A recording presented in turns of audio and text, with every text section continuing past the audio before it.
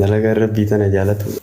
Jiruun duniyaa ammootiin hin gadda gammachuuti ganda gaddaati ammuma argata ammuma dhaba ammuma gammachuu ammuma gadda. Muuminni ammoo tana lamaan keessaayyuu homaa ammootiin hin keeriin dhabu isaaf keeri yeroon gammachuullee isaaf keeri yeroon gaddaallee isaaf keeri. رسول ربي تجد عليه الصلاة والسلام عجبا لأمر المؤمنين أمره كله له خير وليس ذلك لأحد إلا للمؤمنين أصابته سراء شكر فكان خيرا له وإن أصابته ضراء صبر فكان خيرا له. عجائب ما أمر المؤمنة بنجي ها مؤمن يكون أمر ما عجائبا كبجي أمري مرتو إسا خيري نما تقوفين مؤمنة مليجي yoo ammoo keeriin isa tuute galata galchaa kunillee isaa keerii yoo rakkoon isatti dhufte irratti obsaa kunillee keerii. Baga rabbii ammoo akka namaan tahin baga rabbii akka namaan tahin rahmaaniin kiyya jaliiliin kiyya akka namaa bagan tahin rabbii ammootiin ifaa jeetee dalagaa ta'e ammoo si jalaan balleessuu beeki guyyaa kiyaamaa itti dhuftaa beeki akka namni ammoo ifaa jee nama ammoo balleessu kanaa miti beeki. Ifaajee 99 ifaajee keerii 99 ifaajeetini gaafa takka yoo ammootiin dogongora wayii sirraa arge namni kenna 99 keerii teessan lafaan dhayaa beeki. Rabbi ammoo lafaan hin dhahuu beeki. Ol sii kaayee beeki galmee ammootiin rabbi bira jirtii beeki. Guyyaa qiyaamaa itti dhufuuf deemtaa beeki. Ilmi namaa kun ammootiin waan kalee waliin dabarse waan kalee waliin ta'e waan kalee waliin nyaate waan kalee waliin ammoo rabbiin kadhate waan kalee waliin keerii dalage hin dagatee beeki. Rakkoo gaafa takka galtee fi badii gaafa ammoo takka galtee fi dogongora gaafa tokko uumamteen ammoo keerii teessan ammoo maraa ammootiin laal akka waan hin dalaginii godhee kee hojii kee ati dalayde akka waan hin dalaginii godha rahmaan ammoo akkas hin jedhuu beeki hin didaa beeki akka namni jedhuu fi akka rahmaan jedhu tokkoo mitii beeki. Ati rahmaaniin bira ol kaayadhu homaa galmee ta'e rabbi irratti ammootiin hasabadhu homaa herregadhu homaa rabbi si jalaan miidhuu beeki dalagaa ta'e xiqqoo fi guddoollee rabbiin guyyaa qiyaamaa itti dhufuu heddaa beeki.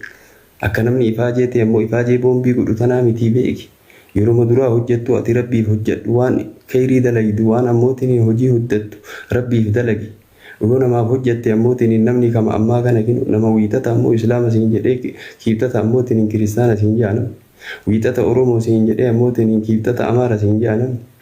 Sigalama siin galu haalli ilma namaa kun ammootiin qilleensa ammoo jiruu duniyaa tana yeroo kaan garana bubbisa yeroo kaan garana bubbisa. Yaa akii gadi dhaabadhu istiqaamaa qabaadhu yaa akii. Yooma namnuu dogongora isaa kana sirreessiif. Sigala ebalu nama nuu oliitii jedhi ebalu ammootiin ifaa jeenurraa qabe jedhi ebalu ammootiin waa hedduu nuu godhe jedhi ebalu ammootiin waa hedduu nuu dalage jedhi aboo. Dogongora gaafa tokkootiin ammootiin nama san cabsuu hin deemin ammoo nama san miidhuu hin deemin ammoo hin miidhamtaa beeki ufii keessa miidhamtaa beeki. Rahmaan si argaa beeki ammootiin ilaal bakka ati jirtu beekaa rahmaaniin kiyya akkaataa itti jirtu beekaa beeki. Rasuula rabbiitittu alayhi salaatu wassalaam mala baaftee beeki. Gaafa nabi alayhi salaatu wassalaam mala itti baasanii warri Qureeshaa kun haa ajjeefnu moo haa hiinu moo biyya haa baafnu jedhan. Jibriil wayituma san itti dhufe haa baafnu jetti haa ajjeefnu jetti. Haa kana jetti jedhee itti meeboo sigala daarana duwwaatti ganda parlaamaatti itti mari'atte. Haa malli namaa homaayyuu miti mala rabbiitu caala. Rabbiin mala baasee nabi Muhammad alayhi salaatu wassalaam. Ganduma Makkaa keessatti dhalatan keessatti nabi Muhammad taa'uu dadhabanii barabboo. Diinii ofii oofachuu dadhabanii bar rabbiin gabbaruu dadhabanii barabboo. Xiqqatutti ol ka'ee barabboo guddatutti ol ka'ee barabboo. Biyyee matarratti harcaasanii barabboo fuulatti tufanii barabboo. Sigala karaa inni deemutti ammootiin qoree godhanii beeytaa ati rasuula rabbii alayhi salaatu wassalaam. Jaartii nabii Lahabii abbeeraa rasuulaatii barabboo. Jaartii nabii Lahabiitun ammoo rasuula ammootiin kararra deemu yoo argitu qoree kararra keetti aboo adada guyyaatiin ammoo qoree kararra keetti gaaf tokko qoree karaa dhabe rasuulli alayhi salaatu wassalaam dhabee jennaan maal taate haati qoree tanaa wayi dhukkubsattee deemnee gaafannaa jedhe rasuulli alayhi salaatu wassalaam haala rasuulaa laa reeboo akhlaaqa rasuulaa laa reeboo nuti rasuulatti hidhachuu hin qabnu ree ummata keessa jiraattu keessatti ammootiin azaan hin dhabamu ammoo uzriin hin dhabamu ammoo caalaa namaati jechaan khayrii namaati jechaan mu'mina namaati jechaan nama hawaasa isaa keessatti osoo hawaasni isaa azaa godhu osoo hawaasni isaa ammootiin asiin ammootiin dira itti duru hawaasni isaa qoree ammootiin itti duru hawaasni isaa gufuu itti duru keessa taa'ee obseetiin waliin jiraate jedhe rasuulli alayhi salaatu wassalaam.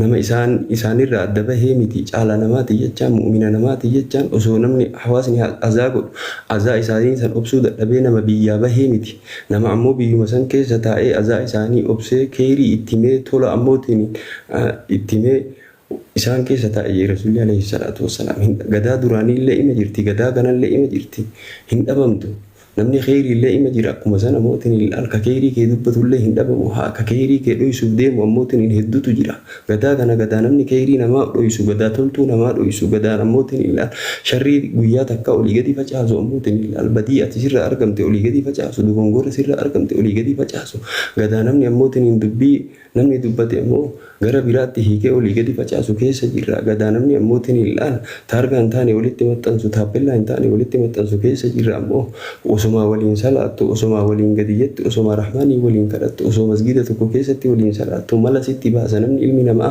garamiin isa cabsinu jedha garamiin sadarkaa kanarraa isa gadi buufnu jedha garamiin ammoo angootan irraa fuunu jedha rahmaan ammoo hindida ammootiin yoo rahmaantu angoo sitti kenna rahmaantu qabeenya sitti kenna gaafa rabbi angoo sirraa fuudhe ammootiin namni sii deebisu hin jiru gaafa rabbi angoo sitti kenne namni ammootiin sirraa fuudhu hin jiru beeki duniyaan illee harka rabbii jirtii beeki angoon illee harka rabbii jirtii beeki kashuumullee isaa beeki kashaarullee isaa beeki kateessoo nama jala kaa'ullee isaa beeki kateessoo nama jala kaasullee isaa beeki ilmi namaa wiixata teessoo si jala kaahee qiibxata ammoo teessoo sanirraa si kuffisaa beeki rahmaan akkasii miti beeki ilmi namaa martuu dogongoraadha hayyuun hin dogonguru jechaa mi aalimni hin dogonguru jechaa miti garuu ammootiin hin dogongora hayyuun fi dogongora beekaa ofii fi dogongora aalima ofii mucuca isaa irra taranii fi rasuula rabbiitu jedhe alayhi salaatu wassalaam aqiilu zawii leeqaati atharaatahum nama gurguddaa hayyuu keessan aalima keessan maanguddoo takka takka dogongorri irraa argame dogongora isaanii irra dabraa fi rasuulli alayhi salaatu wassalaam akka nuti ammoo sooshaal miidiyaa kanarratti ammootiin dogongoruma namaa jala deemnee dogongoruma namaatiin ammootiin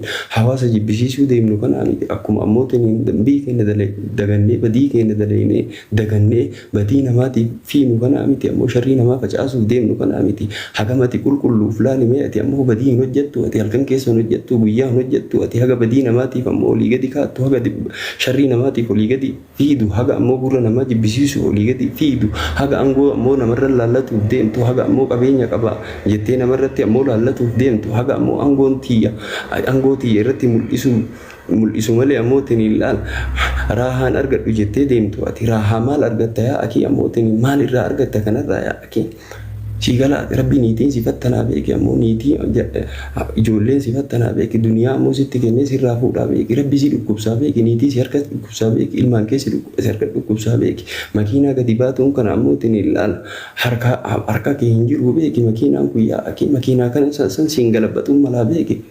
Ati rabbiin ofirratti sodaadhu ati mala namatti yoo baasa jette qoree namatti ta'a taakkoo namatti ta'a yoo jette taakkoon rabbii yoo hin jirtu gufuun rabbii yoo hin jirtu ati bari rizqii rabbii nyaataa jirta bara abbootiin ardii rabbii irra deemaa jirta bara abbootiin hagam mala namatti baaftaati angoo qaba jettee ammoo nama sii gadi irratti ammootiin angoo fi ka mul'iftu ati qabeenya qaba jettee ammoo nama sii gadi irratti ammootiin olaantummaa ka mul'iftu hagam jiraatta jiruu duniyaa tana keessa nama hedduu sibira dabree bar harka keetiin nama hedduu awwaaltee bar abbaa qabeenya hedduu awwaaltee bar ulamaa hedduu awwaaltee bar nama hedduutu barcumaa dhiisee deemee bar nama hedduutu qabeenya dhiisee deemee bar nama hedduu niitii bareeda dhiisee deemee bar nama hedduu ilmaan bareeda dhiisee deemee bar ati taraaxmaan san ilaaltu tajaliil san ilaaltu ati yaa akee sii galamoo siin galu.